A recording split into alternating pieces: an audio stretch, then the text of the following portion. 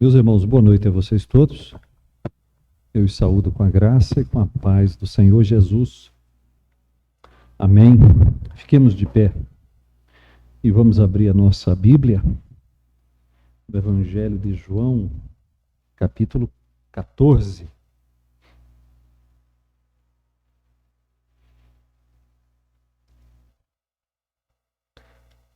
João, capítulo 14.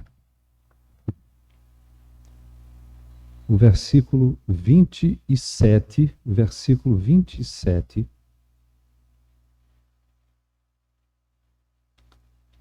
diz assim: os meus irmãos estão comigo?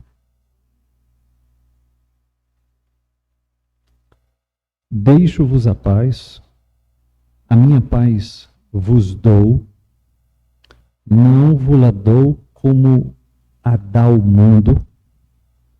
Não se turbe o vosso coração, nem se atemorize. Eu vou ler de novo. Deixo-vos a paz.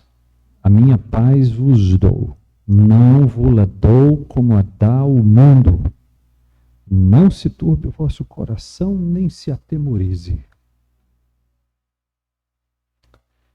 Senhor, nós te buscamos nesta noite e agora para darmos a Ti culto, louvor, adoração com a Escritura Sagrada. Ajuda-nos a compreendê-la. Dá-nos nesta noite uma porção da Tua Palavra. Faze-a impactante em nosso coração. Faze-a transformadora em nossa alma. Em nome de Jesus. Assentai-vos.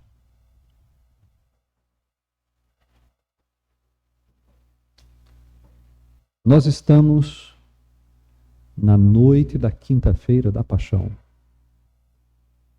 dia 14 do mês de Nissan, do ano 30.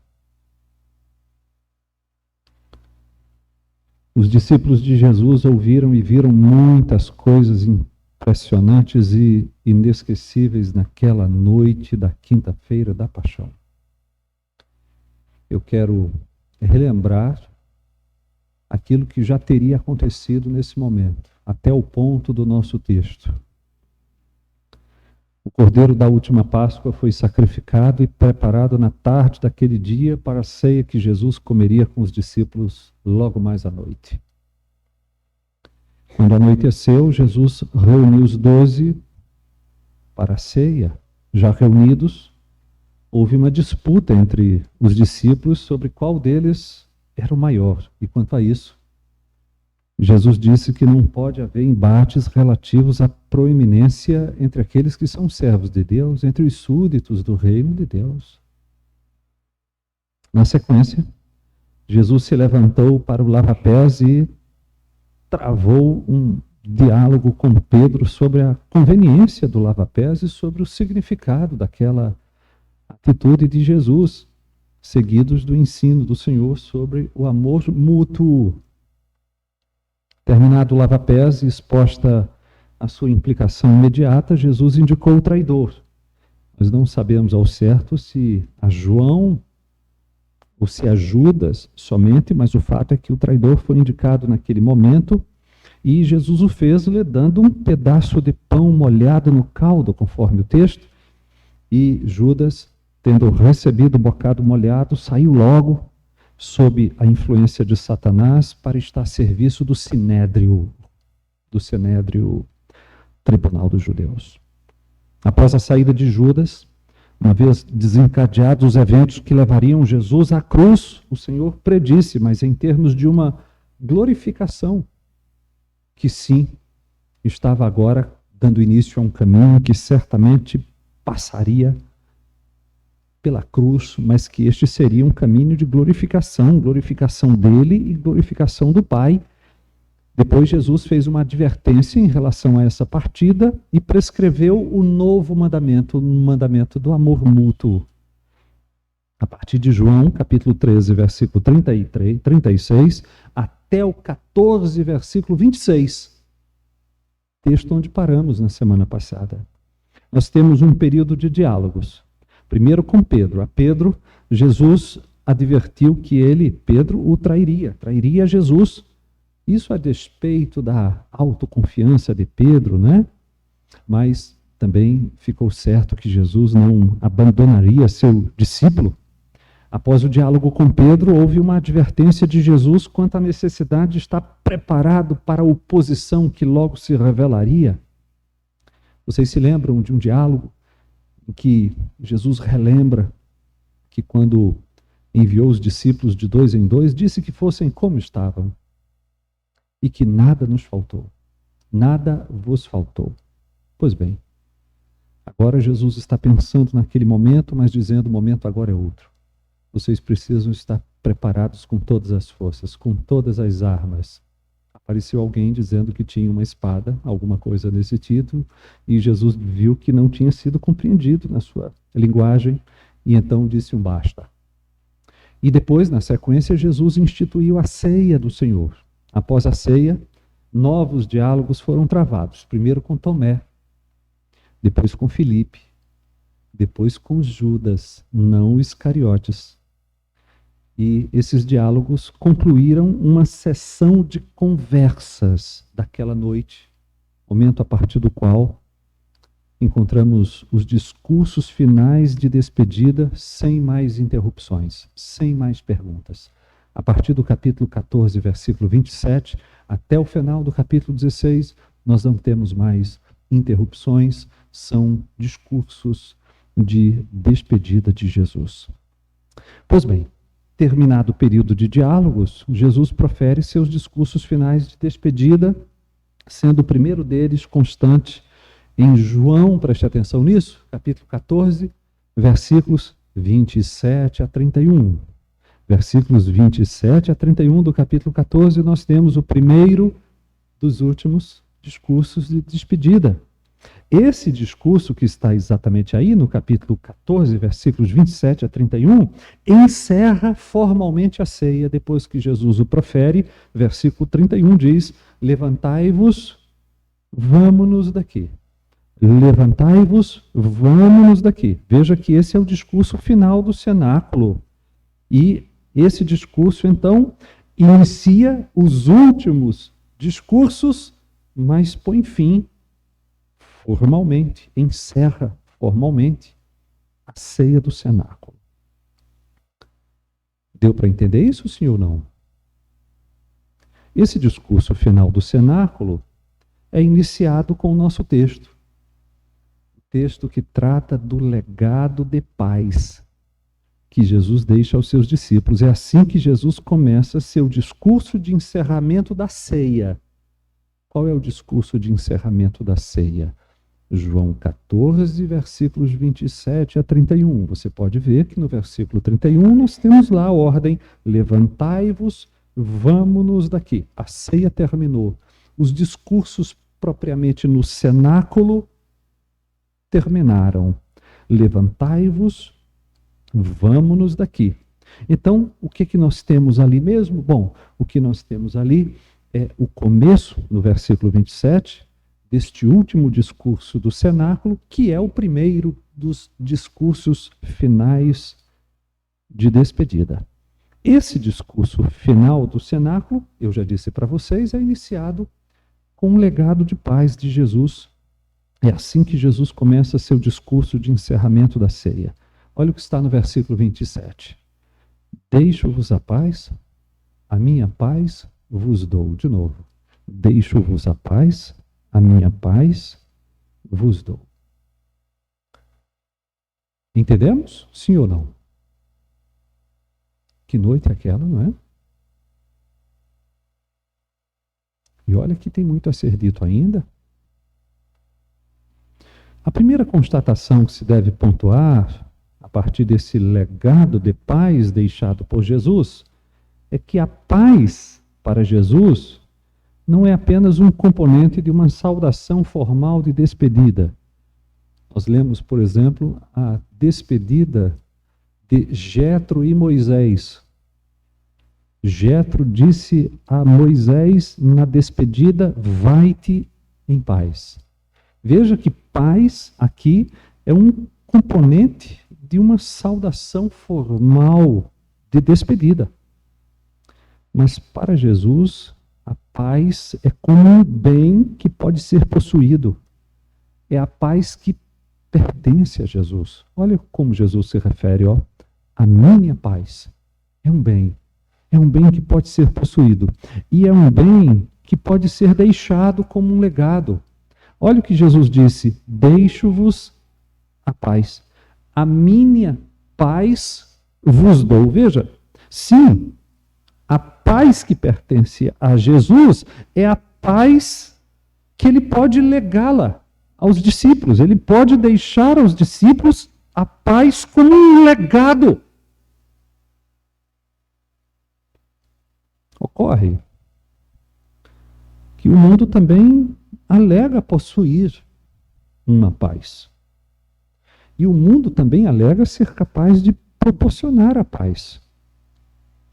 Por isso, Jesus precisa fazer uma distinção importante. E ele o faz. Ele diz assim: não vou-la dou como a dar o mundo.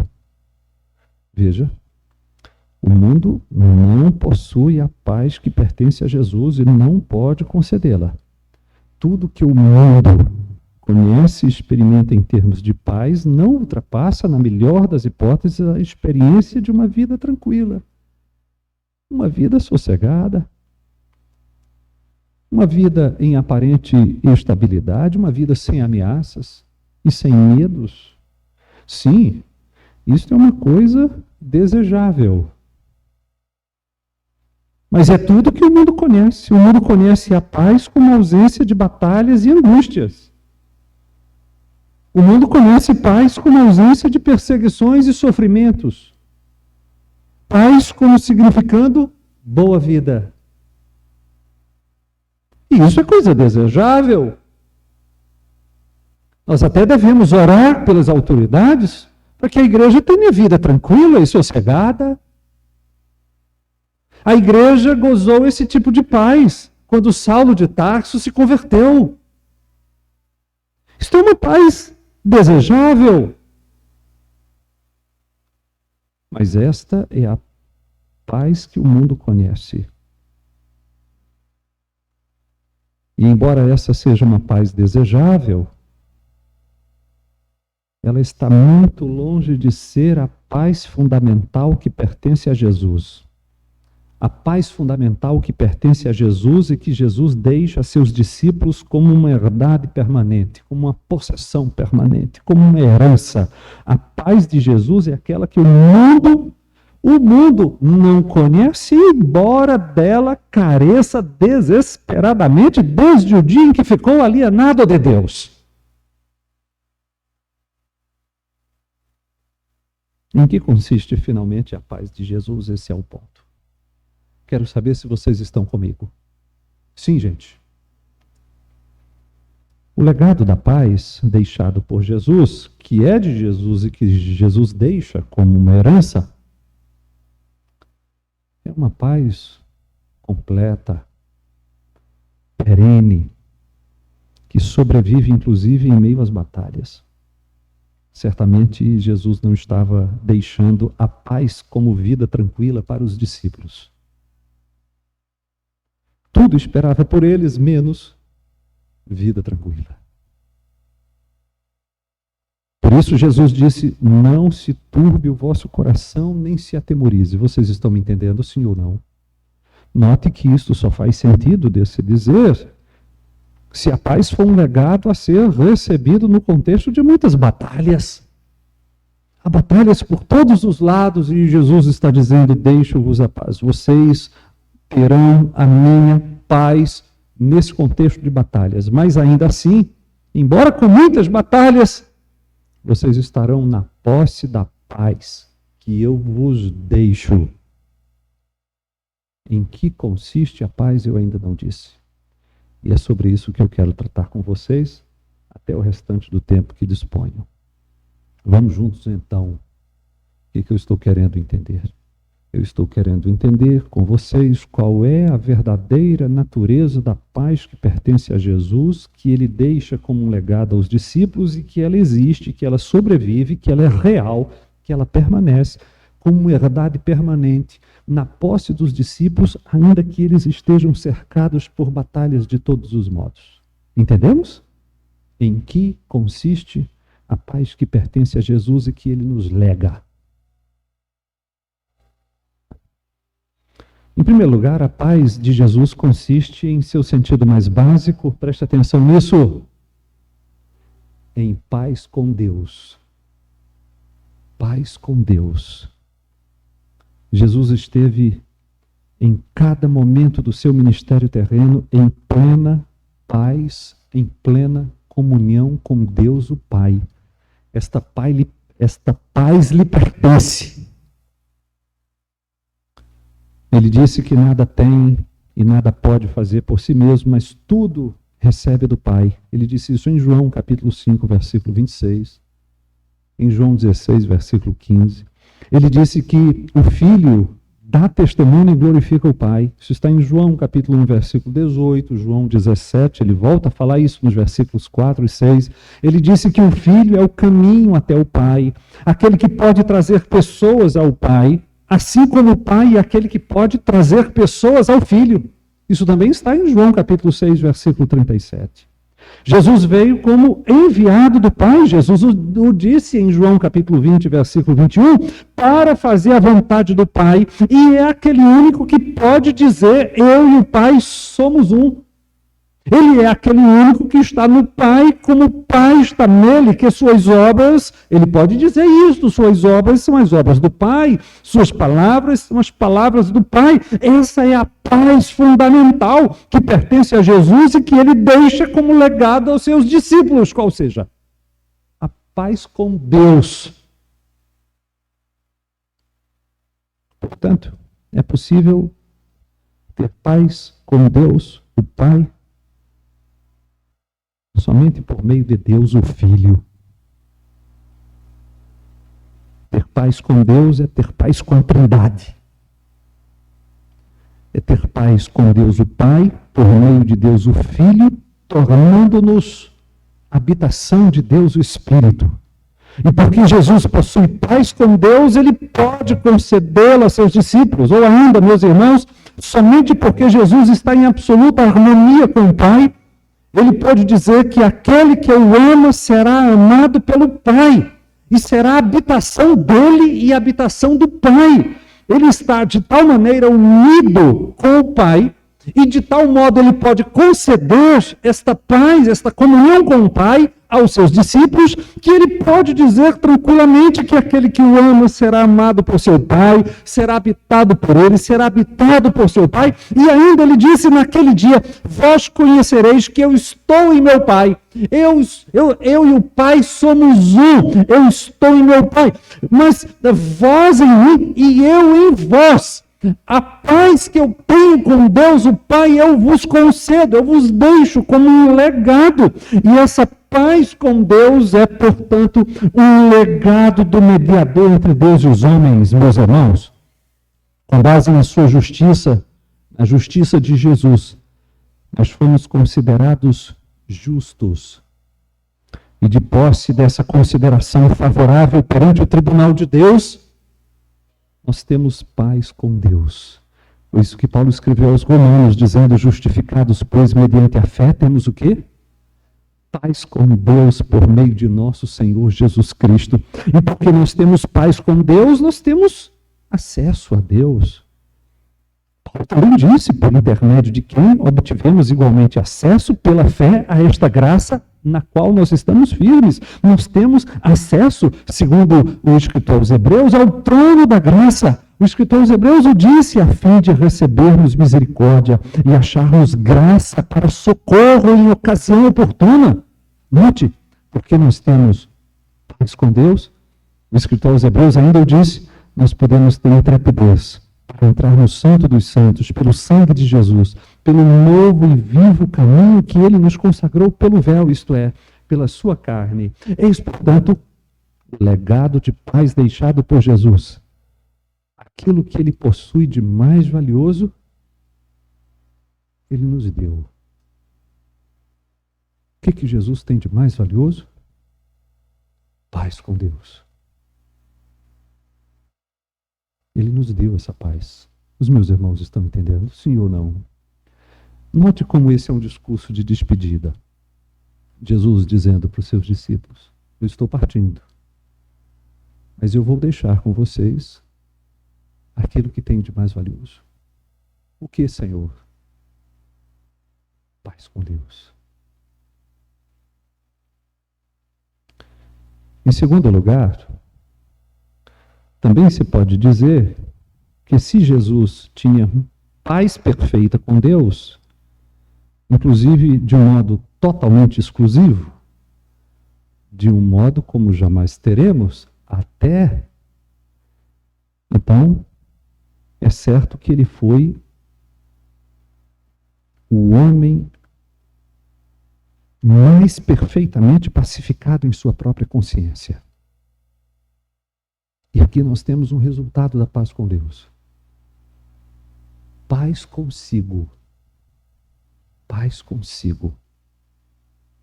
É possível dizer que Jesus foi o homem mais psicologicamente saudável. Me permitam usar essa expressão. O único homem psicologicamente perfeito que já pisou na terra. Quanto a todos os demais, de perto ninguém é normal.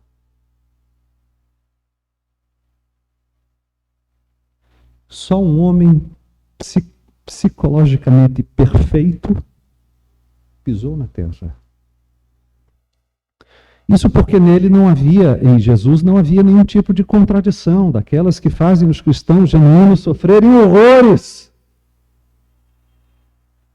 Contradições enormes são encontradas em todos nós. Nós somos capazes de desmentir com pequenos feitos as maiores promessas de amor que fizemos a Deus há alguns segundos atrás.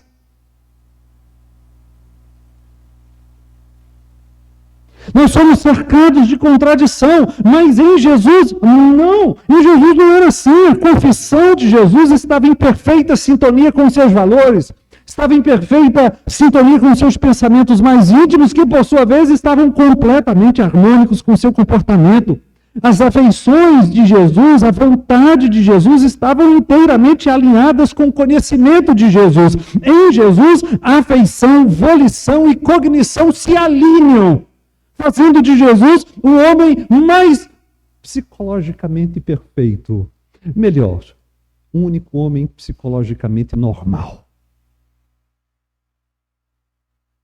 Jesus vivia, decidia e amava em perfeito acordo com aquilo que ele conhecia, como nenhum outro homem, nem antes, depois e nem depois dele, foi e é capaz de fazer. Eu repito que vontade, afetos e conhecimentos se unem na personalidade do homem Jesus como em nenhum outro. Note isso. A minha comida consiste em fazer a vontade daquele que me enviou e realizar a sua obra. É claro que quando Jesus diz a minha comida consiste nisso, ele está dizendo a minha alma inteira, todas as minhas afeições estão voltadas para aquilo que eu confesso, para aquilo que eu acredito. As minhas paixões estão todas voltadas para fazer a vontade daquele que me enviou. A perfeição moral, a verdadeira impecabilidade de Jesus foi afirmada por ele. Em um certo momento ele disse: quem dentre vós me convence do pecado? Isso está em João capítulo 6, versículo 47. Alguém aqui pode dizer isto? A sua impecabilidade foi também reconhecida pelos apóstolos, Hebreus e João, depois Paulo também reconhece a impecabilidade de Jesus, e ela também foi reconhecida por incrédulos. E essa condição fazia de Jesus o homem mais feliz do mundo. E é por isso que, não por acaso, nós o encontramos exultando no Espírito Santo. Qual homem? foi mais feliz do que Jesus? Nenhum homem. E isso quer significar, meus irmãos, que a paz com Deus, a real comunhão com Ele, é a fonte única de verdadeira paz consigo.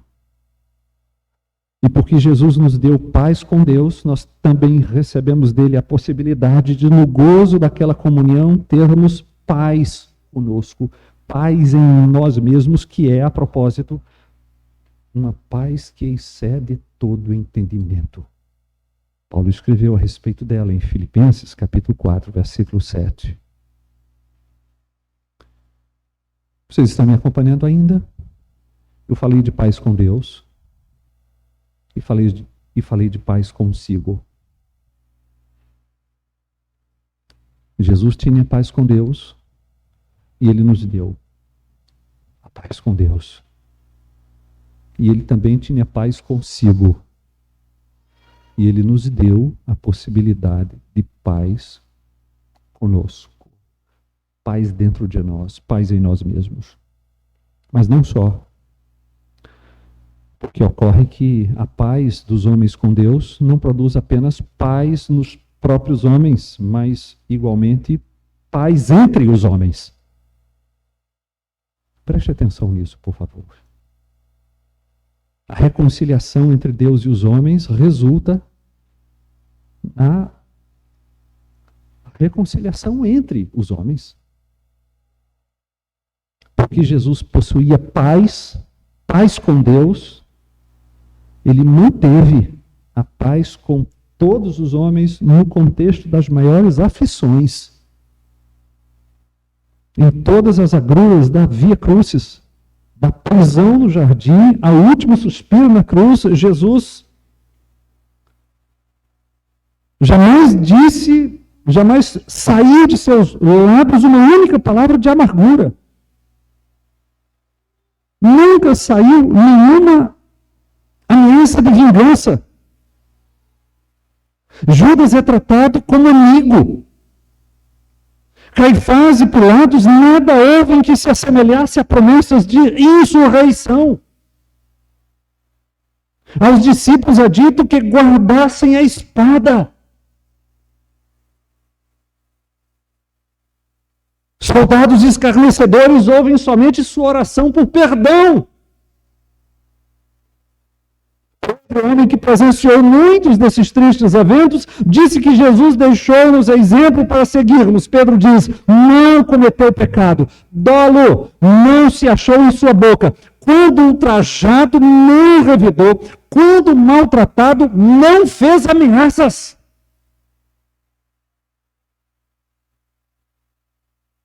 E é claro que nós podemos deduzir que se nós temos a paz de Jesus, é exatamente assim como Ele que nós vamos viver, porque a paz que Ele tem com Deus, que é também uma implicação na paz que Ele tem consigo, e é uma implicação na paz que Ele tem com os outros, e é claro que se nós temos esta paz, é assim que nós vamos viver. Como um povo que tem a paz de Jesus, que vive em paz com os seus semelhantes, e o escritor aos Hebreus poderia dizer tranquilamente a pessoas que têm a paz de Jesus: segui a paz com todos. Paulo também disse: não torneis a ninguém mal por mal, esforçai-vos por fazer o bem perante todos os homens, se possível. Quanto depender de vós, tende paz com todos os homens. Não vos vingueis a vós mesmos, amados. E se é esse o caso, que temos paz com Deus, então nós não somos daqueles que mantêm uma espécie de cemitério particular. Nós não somos daqueles que enterram para si pessoas vivas. Não somos daqueles que não voltam para lugares onde foram machucados. Não somos daqueles que não têm predisposição de conversar com pessoas e rever pessoas que os decepcionaram.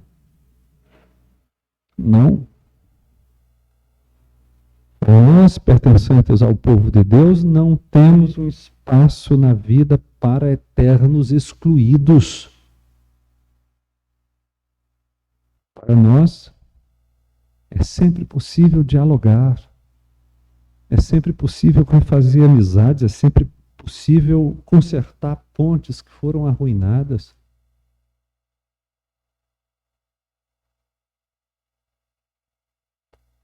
Porque a paz com Deus implica em paz consigo e em paz com o próximo. Vocês estão me entendendo? Mas não só. Não é apenas que Jesus tem paz com Deus, está em paz consigo e tem paz com os homens. Ele é o príncipe da paz. Ele é o fazedor da paz. Ele é aquele que reconcilia os homens com Deus e os homens uns com os outros. A obra de Jesus é uma obra de pacificação. E Paulo assim a descreveu. Eu quero que vocês leiam, mas agora, quer dizer, eu quero que vocês ouçam a minha leitura, mas agora, em Cristo Jesus, vós que estáveis longe, fostes aproximados pelo sangue de Cristo. Você estava longe, mas o sangue de Cristo lhe aproximou de Deus. Porque Ele é a nossa paz. Jesus Cristo é a nossa paz com Deus, mas não só. Paulo continua dizendo, porque Ele é a nossa paz, o qual de ambos fez um, de ambos os povos, judeus e gentios. Jesus, na sua paz, na sua obra pacificadora, fez um povo só, de dois povos inimigos, o qual de ambos fez um, e tendo derribado a parede da separação que estava no meio, a inimizade aboliu na sua carne a lei dos mandamentos na forma de ordenanças, para que dos dois povos, para que dos dois criasse em si mesmo um novo homem. Dois homens foram feitos um homem só, fazendo a paz, disse o apóstolo Paulo, e reconciliasse ambos em um só corpo com Deus, por intermédio da cruz, destruindo por ela a inimizade. Então você percebe que a obra de Jesus é descrita por Paulo como uma obra de pacificação, porque Jesus é o fazedor de paz. Ele é o príncipe da paz. E vindo, Paulo disse, evangelizou a paz. A vós outros que estáveis longe, e paz também aos que estavam perto, porque por ele ambos temos acesso ao Pai em um Espírito. Então, olha o que Jesus fez, a sua obra descrita como uma obra de pacificação. Os homens eram inimigos de Deus, mas na cruz de Cristo ele reconcilia os homens com Deus, mas não só, eles reconciliam dois povos eternamente inimigos, para que sejam um povo só e estejam perante Deus como um só homem. Como Jesus é o fazedor da paz entre os homens e Deus e entre os homens, e como ele nos deixou o legado de paz, fez-nos desse modo também fazedores da paz. Nós também somos fazedores da paz. Por isso, não é apenas que nós não procuramos promover a contenda entre os irmãos. Uma coisa odiável, segundo Provérbios capítulo 6, versículo 19. Uma das 7 coisas que Deus abomina. Não, mas não é que nós apenas não promovemos a contenda, a divisão entre os irmãos. A verdade é que nós nos engajamos ativamente na reconciliação entre as pessoas. E nós nos tornamos suficientemente sensíveis para evitar palavras até que distanciem pessoas umas das outras. E nós nos tornamos, nós mesmos, um elo para que as pessoas se aproximem. Vejam, meus irmãos, nós cristãos precisamos então nutrir, porque nós temos potencial para fazê-lo, porque nós recebemos a paz como um legado de Jesus, não é? Então nós temos este potencial, esta possibilidade de nos tornar sensíveis suficientemente para nós evitarmos até aquelas palavras que podem, inadvertidamente, colocar uma pessoa contra a outra. Não por acaso Jesus asseverou na 7ª bem-aventurança, em Mateus capítulo 5, versículo 9, o seguinte: bem-aventurados os pacificadores. Bem-aventurados os pacificadores, porque o quê? Serão chamados filhos de Deus. Muito bem. Ou seja, o trabalho da pacificação nos identifica como filhos do Deus pacificador. Esse trabalho da pacificação abrange a nossa postura de vida nos relacionamentos em geral. Espera-se que cristãos, onde quer que estejam, o que quer que estejam fazendo, no mínimo, não sejam daqueles que promovem a contenda onde estão. Espera-se, com toda a justiça, que cristãos, onde quer que estejam, e o que quer que estejam fazendo, trabalhem para reaproximar as pessoas e nunca para afastar uma pessoa das outras. Isto funciona nos relacionamentos em geral. Esse trabalho de pacificação é parte da nossa postura de vida. Mas, além disso, esse trabalho de pacificação é especialmente relevante na comunhão dos santos. E muitíssimo importante na manutenção da unidade da igreja. Preste atenção nisso, por favor. Quando nós saímos lendo as cartas dos apóstolos, nós ficamos compreendendo que eles estiveram atentos aos primeiros sinais de discórdia. Aos primeiros sinais de discórdia, eles tentavam sanar. Eles tentavam sanar normalmente com uma carta. E às vezes com o envio de um dos delegados apostólicos.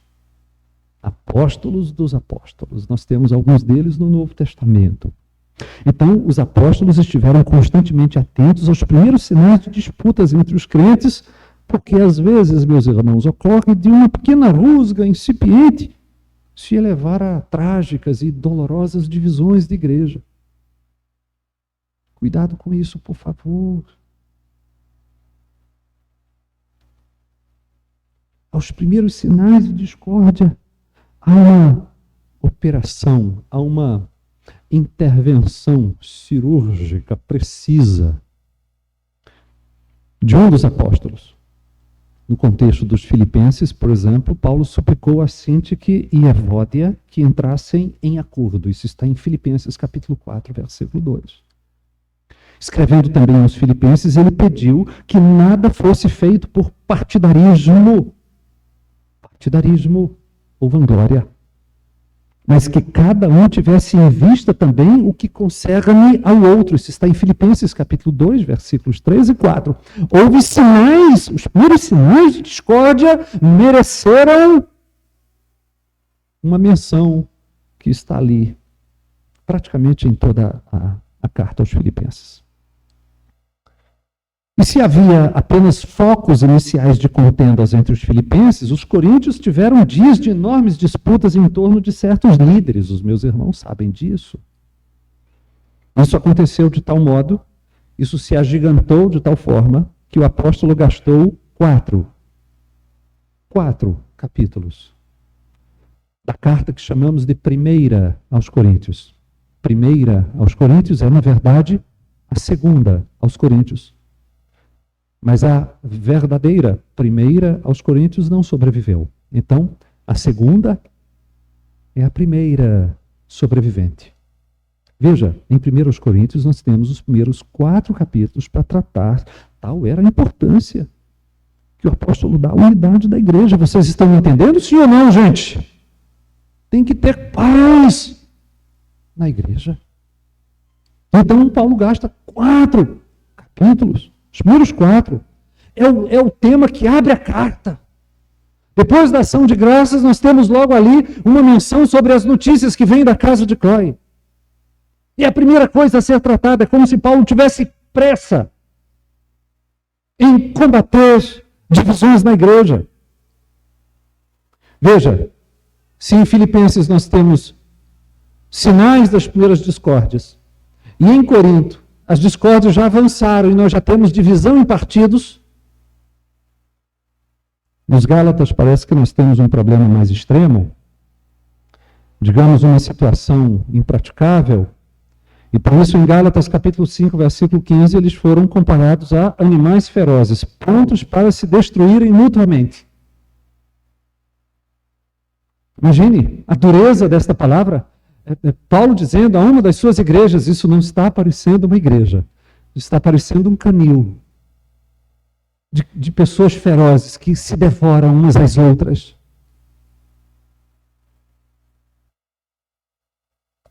Aos Gálatas, foi para eles que Paulo relembrou os aspectos do fruto do Espírito. Os meus irmãos se recordam? Dentre eles, a paz. Gálatas 5, versículo 22. Vocês estão me acompanhando bem? Nós temos paz com Deus. Podemos ter paz conosco. E paz com o próximo. Porque nós recebemos a paz de Jesus. Mas não só. Porque nós temos a paz de Jesus, Jesus nos fez também, como Ele, fazedores da paz. E nós não somos daqueles que põem umas pessoas contra as outras. Nós somos o tipo de gente que aproxima. E quando o que está em jogo é a comunhão da igreja, nós nos tornamos mais vigilantes ainda.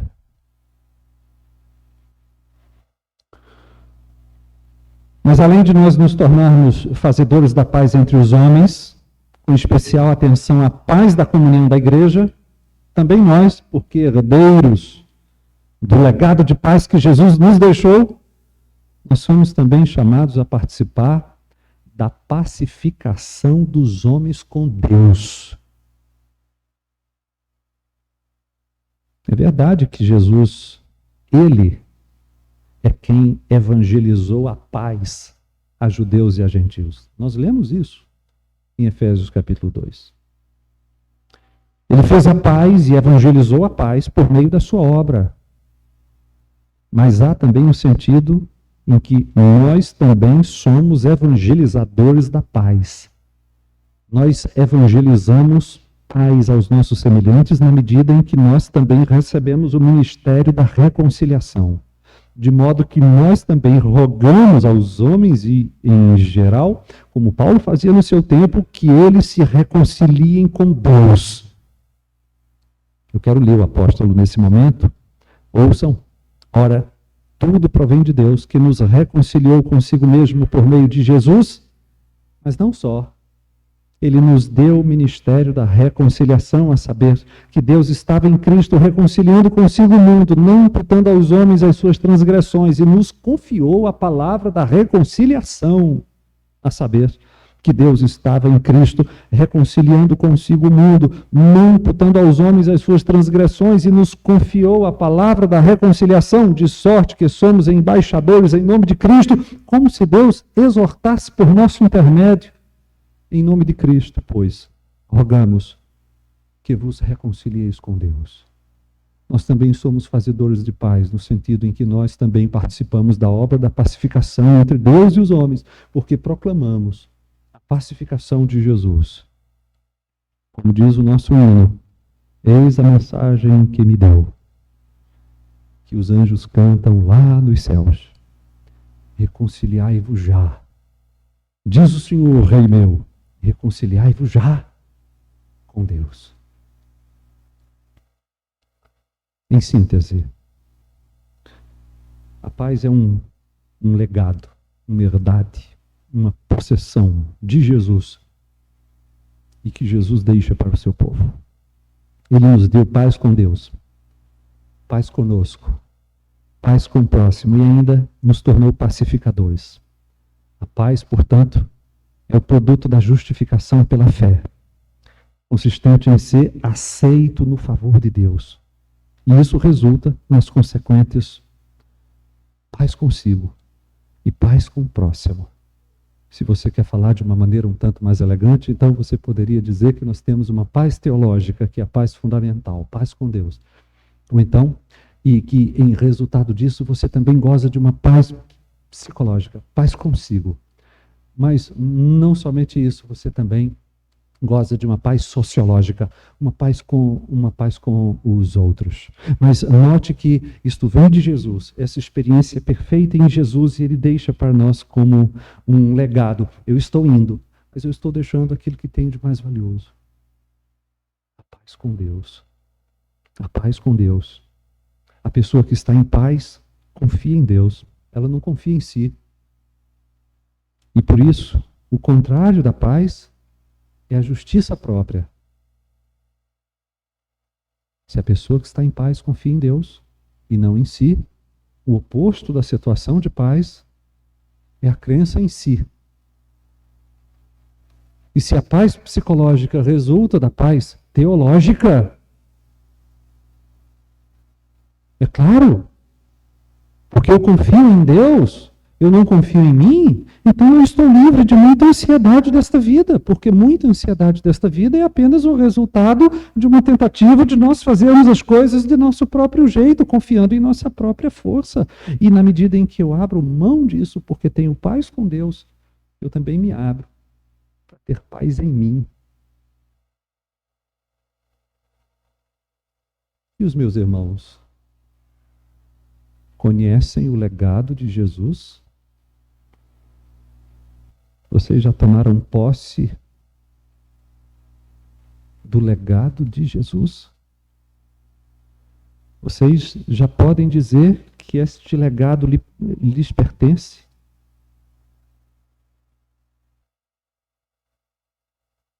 Se nós já o temos, nós vivemos de acordo com aquilo que Ele nos deu?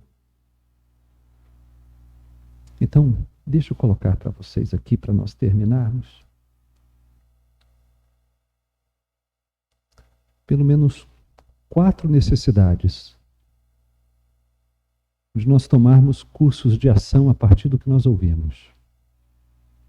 Em primeiro lugar, e agora eu falo àqueles que não estão reconciliados com Deus por meio de Jesus. Atenção, por favor.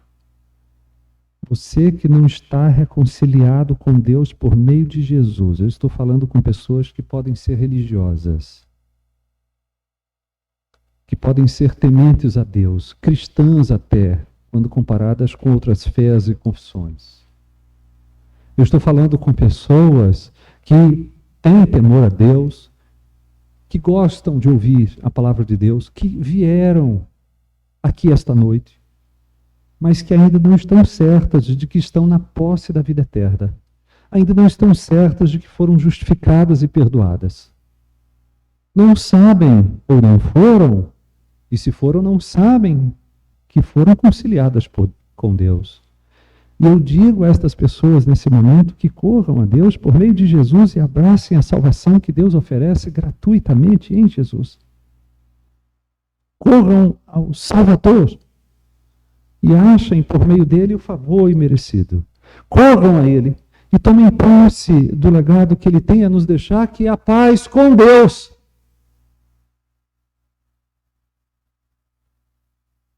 Faça isso hoje.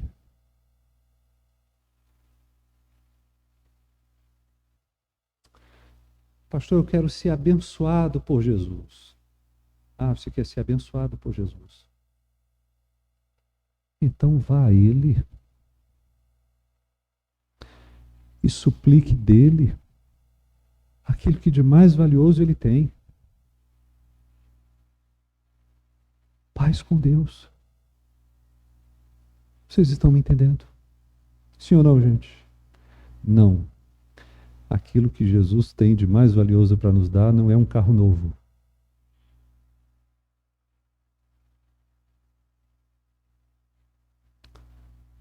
Não é.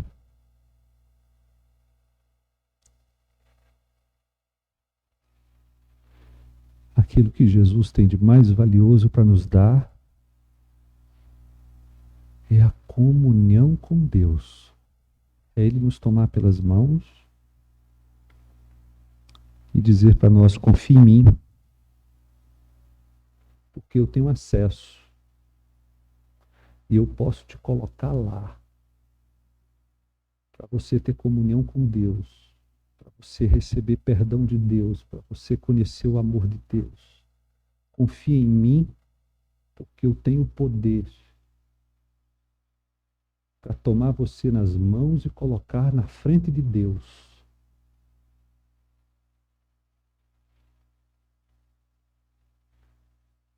E o que Jesus teria a nos dar aqui é maior do que isso.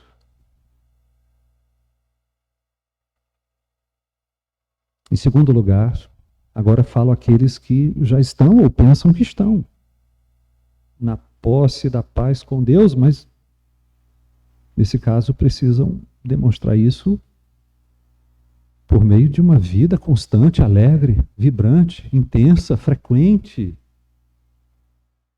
de comunhão com Deus.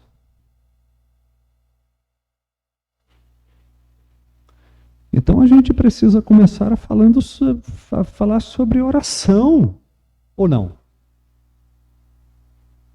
Claro. Se nós temos paz com Deus, então nós aproveitemos essa amizade refeita na obra de Deus em Jesus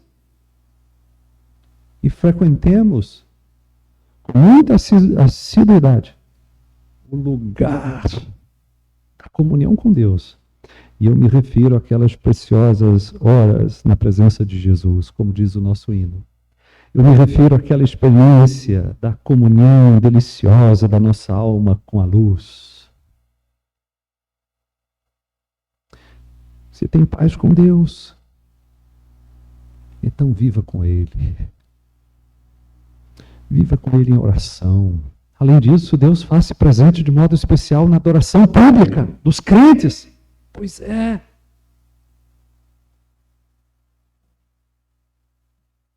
E se nós temos paz com Deus, nós cuidaremos para não perder nenhuma oportunidade de fruir o gozo dessa comunhão, dessa presença, que é sentida, que é real, meus irmãos. Que é real.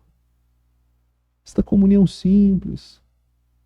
Não tem show.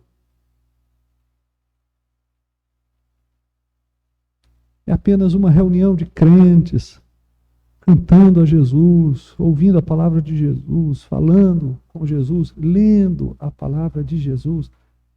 É só isso. Isso é tudo. Nós desejamos estar na presença de amigos, não é? Nós achamos agradável gastar tempo conversando com eles, compartilhar a companhia deles. Ou não? Claro. Quem não gosta de uma boa conversa? Dar risada solta.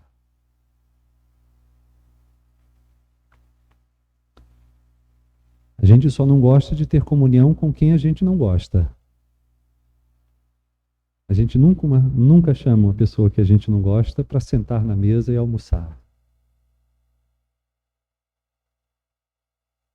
Nós temos prazer naquelas amizades que trazem bem-estar. E se nós temos, da parte de Jesus, amizade com Deus,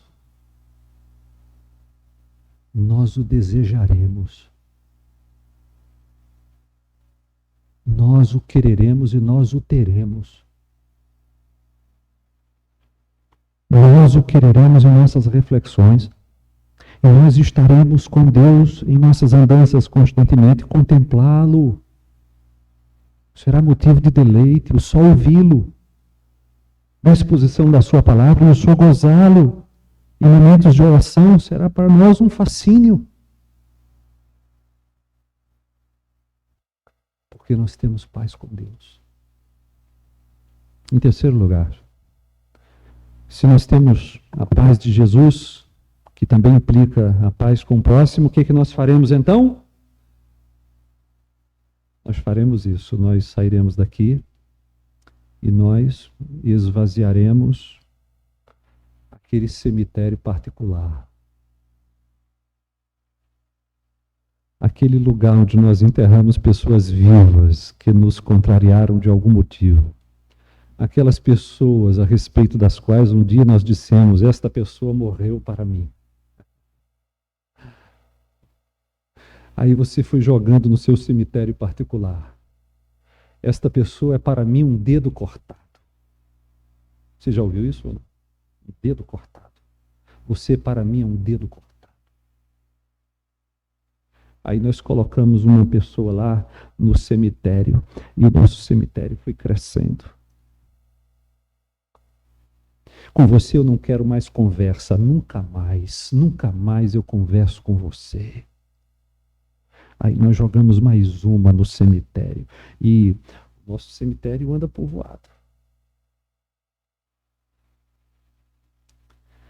de gente viva. Gente viva que nós matamos para nós mesmos. Pois bem, se nós temos a paz de Jesus como legado que Ele nos deixa, nós também deixaremos que os que nós enterramos para nós voltem a viver para nós. Nós estaremos predispostos em nossos afetos e compaixão para todos quantos desejarem sentar conosco. Poderão sentar conosco aqueles que querem o nosso perdão ou aqueles que querem o nosso pedido de perdão.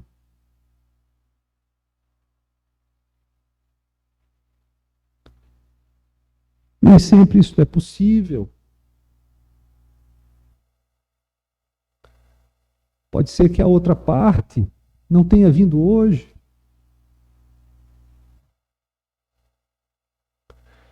E ela quer manter você no cemitério dela.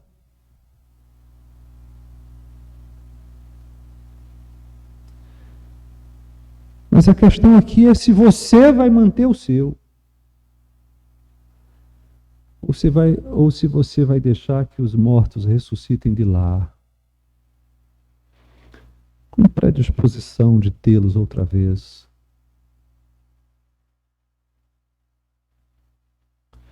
E para terminar, o cultivo da paz é, como já adiantei aos meus irmãos, especialmente indispensável à comunhão da igreja. Sabe como é que nós andaremos? Nós andaremos, como disse o apóstolo, de modo digno da vocação a que fomos chamados. Como, apóstolo? Ele disse assim: com toda a humildade e mansidão, com longanimidade, suportando-vos uns aos outros em amor, esforçando-vos diligentemente por preservar a unidade no espírito, no vínculo da paz. Há somente um corpo e um espírito, como também fostes chamados numa só esperança da vossa vocação, a um só Senhor, uma só fé, um só batismo, um só Deus e Pai de todos, o qual é sobre todos, age por meio de todos e está em todos. A escolha de um pastor para uma igreja é uma decisão que pode se revelar vital. Vital. Mas tão vital quanto a escolha em si é que nós não nos permitamos dividir em torno de líderes. Então o convite é o seguinte: todos nós, a partir de agora, estamos envolvidos na guerra pela paz. É pela paz que nós vamos lutar. Pela paz da igreja, pela paz da comunhão. E o Deus da paz nos abençoará. Curve a sua fronte. Senhor, nós estamos gratos a Ti pela leitura da Tua palavra. Somos gratos a Ti, sobretudo por seu conteúdo. O conteúdo da Tua palavra, Jesus, és Tu mesmo. Tu és a palavra viva. Nós louvamos a Deus por Teu legado. É verdade. Tu és o mediador entre Deus e os homens, o poderoso mediador entre Deus e os homens. Tu nos reconcilias com Deus. Tu nos tomaste pelas mãos e nos colocaste na presença do Pai.